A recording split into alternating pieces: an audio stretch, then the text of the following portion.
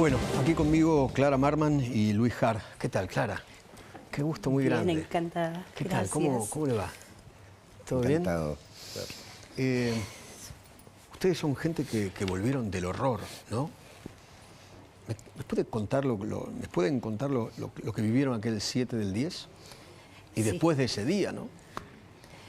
Ese 7 de octubre estábamos en mi casa, en el Kibbutz Nir Yitzhak, mi hogar donde quería sentirme protegida.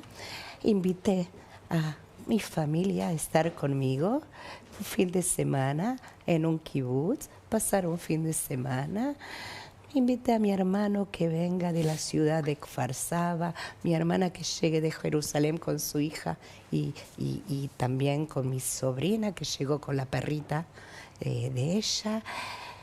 Y Luis, que vive en un kibutz cercano, es pareja, somos pareja durante los últimos 23 años, pero él vive en su kibutz y yo en el mío, a 15 minutos de viaje. Queríamos estar todos juntos, pasar un fin de semana campestre tranquilo, también era fiesta, pero el 7 de octubre a las 6:30 de la mañana nos despertamos con sonido de la alarma. Empezaron misiles. Es una situación que realmente la conocemos en nuestra zona, pero sentimos que era algo un poco distinto. Era una alarma tras otra. Vimos que no era lo que estábamos acostumbrados. Claro. Y le dije a toda la familia que vino de visita entrar al cuarto de seguridad, que en la zona donde vivimos hay un cuarto de seguridad por la cercanía con Gaza, con la ciudad de Jan Yunes. Y ahí empezamos a ver que era algo distinto. Prendimos la televisión. Dentro del cuarto de seguridad hay un televisor. Íbamos saliendo, Iban saliendo, y mirando. Pensábamos que después de la alarma caía el misil y íbamos a poder volver cada uno al descanso del sábado, a su habitación, 6:30 de la mañana un sábado. Y íbamos saliendo, pero otro más, de otro misil y otra alarma. Y ahí entre alarma y alarma prendimos la televisión y empezamos a ver que en todo el Estado de Israel había alarmas, miles de alarmas, y también vimos por televisión cómo había ingresos de terroristas. Ingresos de terroristas vimos en la ciudad, en una de las ciudades en Sderot, en un kibutz, y que iban pidiendo auxilio. Entendimos que era algo distinto de lo que estábamos acostumbrados. Hasta que empezamos a recibir información por las redes internas también del kibutz, que hay que quedarse adentro de los cuartos de seguridad, no salir, porque hay penetración de terroristas. Cosa que nunca había pasado y no estábamos preparados para eso. Claro. Las habitaciones de seguridad inclusive no se pueden cerrar por dentro porque están preparadas para un misil. Son de hormigón armado que puede destrozar todo menos eso. Claro. Y la posibilidad de abrir de afuera, no trabar la puerta para poder rescatar en el momento de que se derrumbó toda la casa. Entonces vimos que no se cerraba la puerta, hay penetración de terrorismo, de terroristas. Tratamos de buscar las formas de que sí la podamos trabar. Empezamos a pensar cómo pusimos la barra donde se cuelgan las perchas del ropero. Claro. Pusimos una silla. Pensamos que íbamos a estar protegidos. Pero No ocurrió. No fue. No ocurrió. No. Lamentablemente no. ¿Y toda la familia estaba dentro del cuarto? Éramos 5. 5. Estamos los 5 juntos, sí. ¿Y? En el momento que empezamos a escuchar que empezaban a romper las ventanas, sentimos vidrios, sentimos que voces en árabes adentro de la casa, escuchamos tiroteos, entendimos de que tenemos que buscar la forma de protegernos. Yo soy maestra jardinera y estoy acostumbrada a, en esas situaciones, tranquilizar a los niños y darles indicaciones, instruirlos como para poder defendernos mejor. Les dije a todos, tenemos que en un rincón abrazarnos todos juntos y sentarnos lo más bajito posible en el suelo. Y así fue como un abrazo de todos nosotros 5 en un rincón en el suelo, hasta que de pronto... Se abre la puerta. Primero tiroteo, abrieron la puerta y siguieron tirando desde la entrada para todos lados. Por suerte estábamos agachados, que eso nos salvó. Y tiraban sin fin, hasta que les pedimos, no tiren, no tiren, no tiren. Y nos sacaron de mi casa de forma muy brutal, muy salvaje, a los empujones, a los tirones. ¿Y se los llevaron secuestrados? Sí, y lo entendimos desde un primer momento. Era una forma muy salvaje, muy brutal. Luis, Sí. ¿cómo lo vivió? Tremendo. Es una situación muy difícil. Desde un principio entendimos que nos están llevando,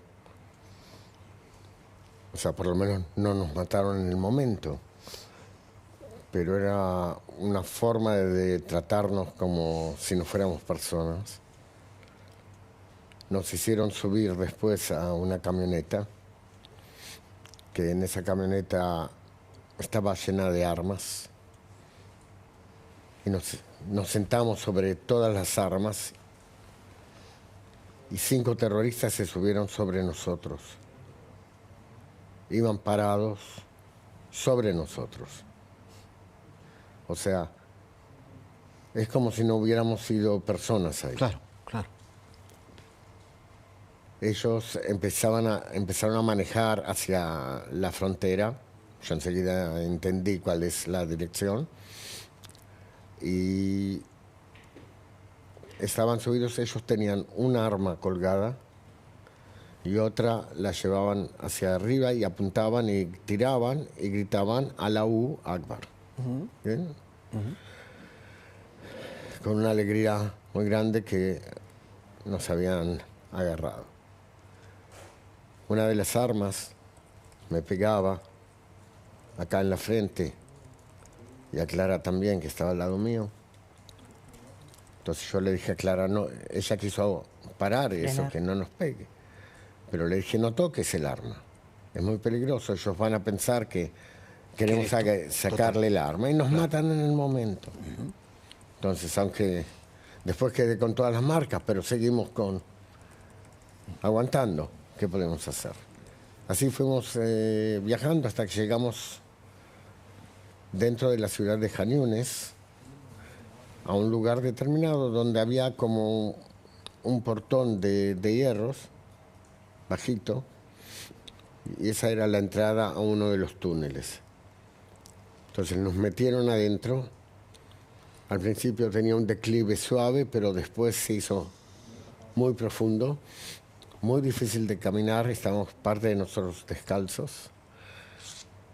Y así como íbamos bajando, nos tratamos de agarrar de las paredes, oscuridad completa, y nos iban empujando con las armas y gritando en árabe, que no entendíamos nada, pero era una caminata ligera, casi corriendo. Era muy difícil caminar dentro del túnel, porque había piedras y había arena y había bolsas, muchos cables, no sabíamos lo que era. Y así fuimos corriendo. De golpe nos gritaban, nos preguntábamos si somos judíos, entonces gritaban Yehud, Yehud, y nosotros les decimos, argentinos, argentinos, Messi, Messi. ¿Messi le gritaron? Nosotros le gritamos para que entiendan que Messi conocido en todo el mundo. Entonces les decíamos, argentinos, Messi. Igual, Después estábamos anotados como argentinos, eso sí. Pero seguimos corriendo y hasta ellos no sabían cómo era la ramificación de del túnel. Y sacaban del bolsillo como un mapa. Entonces prendían una lucecita para ver, porque no se veía nada. Fue una experiencia muy, muy difícil y fea. Estábamos seguros que nos quedábamos ahí abajo, en la oscuridad. Cada lugar que doblábamos o algo, yo decía, bueno, llegamos. Pero no fue así. Seguimos hasta que en un momento determinado nos hicieron sentar en un costado y nos fueron sacando uno a uno. Yo, que fui el último, veía solamente cómo se llevaban a los demás, pero no sabíamos qué pasaba. Los demás eran ustedes 5 y nada más. Nosotros 5, no vimos a nadie más. Y lo que vi cuando yo doblé esa esquina, digamos, es que había como fierros sobre la tierra. Y era como una escalera. Eran casi 40 metros de profundidad. Y eso lo tuvimos que subir agarrándonos, y era muy cortante, y era filoso. Era muy difícil. Al que no podía subir, lo ataron con cuerdas y lo subieron. Uy, Dios mío. Y así también las armas de ellos. Las pusieron todas juntas, las ataron y las subieron. Ahora, cuando yo llegué arriba, de golpe vi la luz del día. Eso me puso muy contento, como a todos nosotros. Nos alivió salir de ese Saber túnel. que vemos la luz del día y que respiramos aire. No muy limpio, pero aire. Y eso fue después de entre 4 y 5 horas de recorrido dentro de ese Sin túnel. parar. Sin agua, sin comer, sin Nada. Nada. Sin saber lo que pasaba. Estábamos completamente A oscuras. en shock. Y corríamos porque nos iban empujando, ¿no? Y entonces cuando salimos, encontramos que era un gallinero de gansos. Porque debajo de las casas ellos hacen los gallineros y dentro de los gallineros tienen las entradas a los túneles. Aunque las tapan para que no se sepa, pero es adentro de las casas de la gente. Claro, claro. Entonces fue ahí que trajeron ropa para las mujeres, Nosotros porque estaban en camisón. Claro. Salimos a las 6:30 de la mañana. Claro. En camisón. Entonces hijab se llama. Sí, para colocarnos. Y se les ve solamente Taparlas. los ojos. Claro. Y de ahí nos fueron sacando otra vez uno a uno a un coche. Y el coche empezó a dar vueltas. Nosotros pensamos, por el tiempo y hoy en día, sí, en ese momento no sabíamos, que ya estábamos en la ciudad de Rafiah. Entonces el coche fue andando por las callejuelas. Iban las 3 mujeres atrás y yo con ellas. Y adelante iba sentado Fernando. Y sobre Fernando, un terrorista con el arma sobre él. Y así viajamos enloquecidamente hasta que llegamos a una casa, a un portón. Ahora, lo que quería decir que lo que vimos en el camino fue un montón de gente, de población árabe de Jan Yunes, que al ver que se rompieron las fronteras, entraron a Israel y estaban destrozando, robando, rompiendo todo lo que veían en el kibutz, donde Clara vive. Eso es lo que yo vi. Hasta robaban las bicicletas, las computadoras, los teléfonos, todo lo que podían. Y iban pasando como si fuera su casa. Civiles sin armas. Y acá nosotros bajamos en esa casa y nos hicieron bajar uno a uno. Ellos tenían mucho miedo de los drones. Yo no veía todavía ninguno, pero ellos estaban todo el tiempo mirando hacia arriba y por eso nos bajaban uno a uno. y nos subieron a un segundo piso, a todos juntos. Y ahí nos tuvieron, y nosotros, que somos argentinos, entonces empezamos a hablar en castellano entre nosotros y a ponerle nombre a cada uno de los que entraban de los terroristas. Al primero que entró lo llamamos el dueño de casa. Y nos trajeron a la noche, así nos trajeron un poco de comida, que era como un pedazo de pan con carne embutida, que la abrieron y la cortaron en pedazos. Y así nos dieron algo, pero era lo primero que comíamos en todo el día. Así que fue importante para nosotros. Después había otro que lo llamábamos el hincha, porque era realmente con una cara de soberbia, que venía con el arma como el pavo real. Un pavo real, y se paseaba entre nosotros y nos decía: lo que le hemos hecho al ejército israelí, hoy es un día histórico, en todo el mundo va a saber lo que él jamás hizo. Y todo orgulloso, y se paseaba entre nosotros. Y tenía, por ejemplo, agarró un cuchillo de comando, grandote, y se paseaba así entre nuestras caras. Nos pasaba el cuchillo y se reía. Y eso hace Lo mucha hace sentir a usted tensión. la nada misma, ¿no? ¿Eh? La nada misma. Exactamente. Muy, muy, muy, Son muy momentos difíciles. salvaje, muy... ¿Cuántos días estuvieron secuestrados?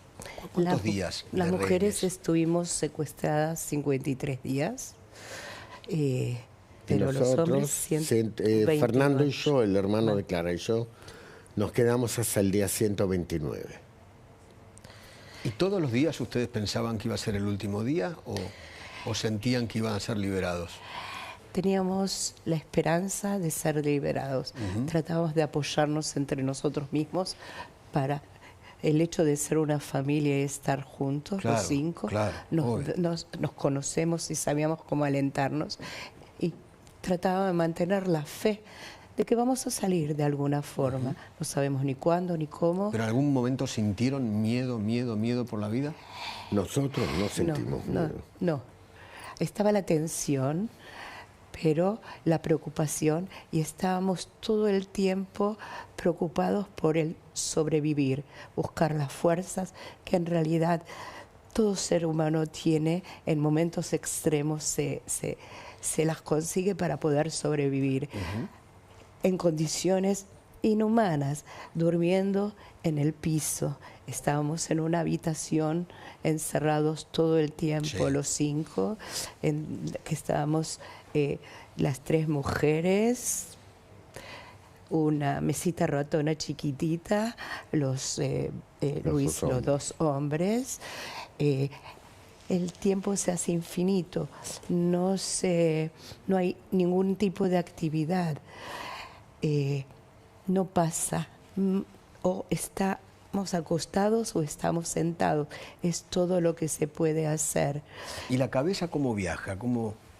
Cada uno de nosotros se trató de concentrarse en sí mismo, tratando de evitar la realidad tan dura.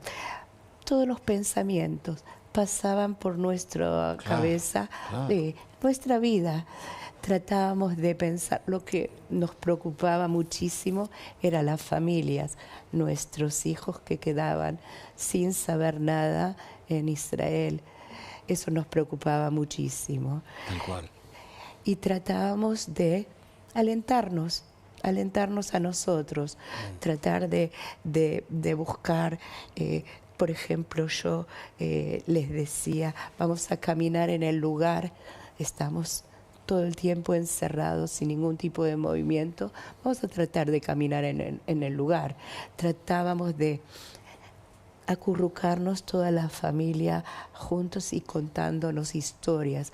Sobre todo mi sobrina, una joven de 17 años, llegaba a momentos, sobre todo al anochecer, donde había una caída muy grande y para alentarla le preguntábamos qué quería que le contemos y todas las noches teníamos una historia.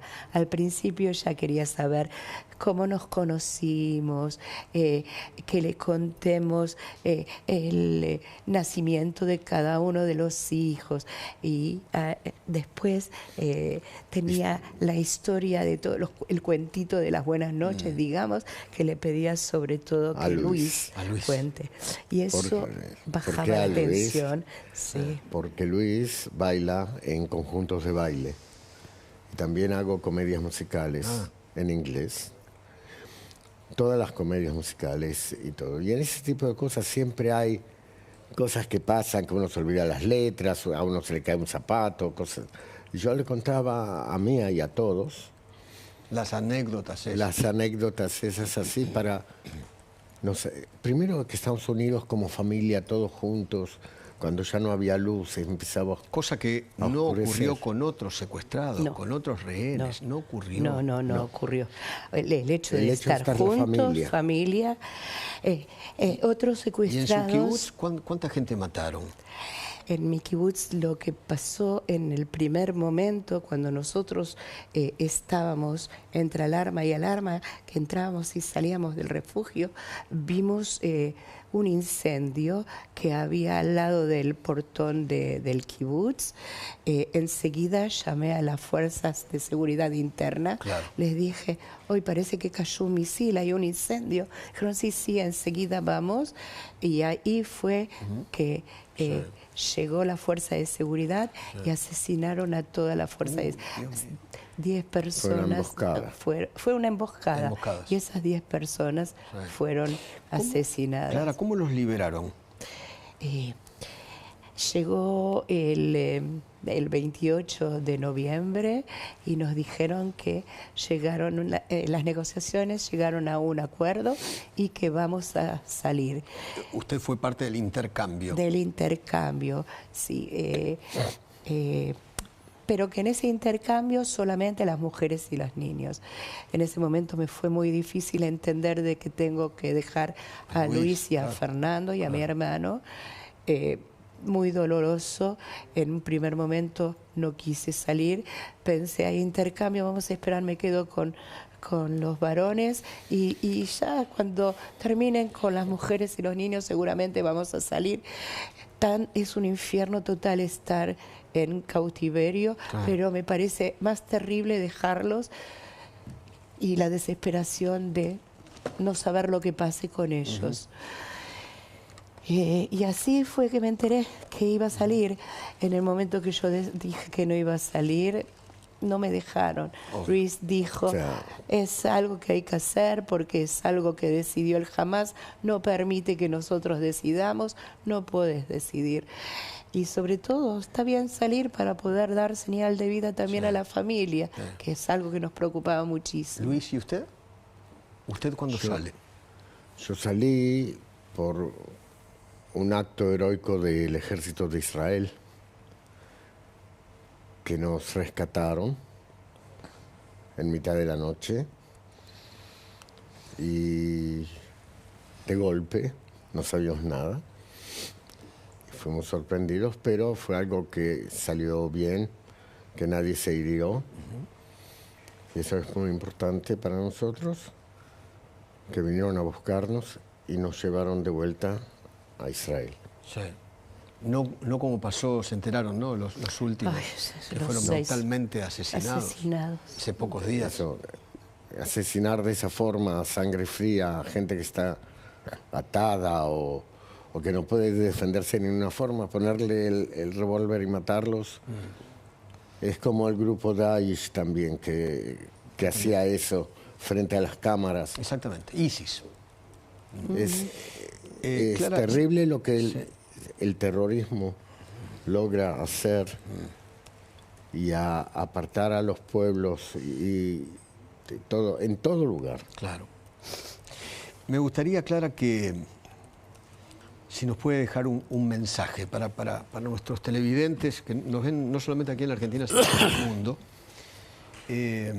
Este programa es muy, pero muy, muy visto. ¿Algún mensaje a nuestra sociedad?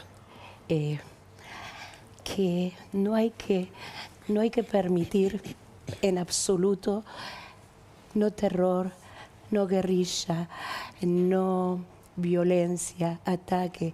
No hay ningún tipo de conflicto que se puede solucionar en esa forma. Que hay que tratar de hacer toda la fuerza del mundo posible para que todo conflicto que haya se pueda solucionar de otra manera. Y lo más importante, que no hay que dejar atrás a nadie. Tenemos 101 rehenes que no todos están vivos. Sabemos que hay muchos que ya no viven. Y lo más importante es poder tratar de devolver tanto los vivos como los muertos a sus familias. Luis. Completando lo que dijo Clara, quiero decir que las familias que tienen sus seres queridos todavía como rehenes sufren de una manera terrible. No se puede trabajar, no se puede vivir, todo el día la cabeza trabaja solamente en saber algo sobre sus seres queridos. Por eso hay que traer a todos, para que se termine ese calvario, esa situación que es terrible. Pero me gustaría decir en esta ocasión la importancia que es que para sobrevivir, cada uno de nosotros tenemos unas fuerzas que no conocemos. Sobrehumanas, que uno no sabe de dónde saca. No sabemos de dónde salen. Y nosotros pudimos tener esa fuerza y salir adelante y tener confianza, aunque era una situación horrible, un infierno. Cada segundo es un infierno ahí. Pero teníamos esa esperanza que íbamos a salir y esa certeza de que seguimos viviendo. Y por suerte hoy estamos acá.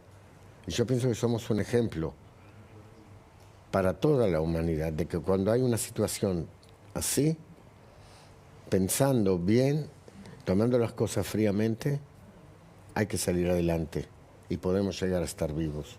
Terrorismo nunca más. Nunca más. De ninguna manera. Nunca más. En ninguna Porque hay parte. gente que todavía en cualquier parte del mundo justifica al terrorismo, no se puede creer. No se puede creer. No. Es algo que se tiene que reconocer, que se tiene que difundir, porque es imposible seguir negando de que ese trágico día sucedió o tratar de entender la situación. En violencia, en guerrilla, en violencia, no se puede conseguir. No es manera de solucionar ningún problema. Clara, un beso. Uy, Eduardo, muchísimas gracias. Gracias. Muchísimas gracias. Gracias. Oh. Gracias, gracias. Luis, gracias por todo. Por favor. Gracias. Gran testimonio, me costó mucho entrevistarlos. Gran testimonio. Gracias. Carla, estoy con vos, donde estés.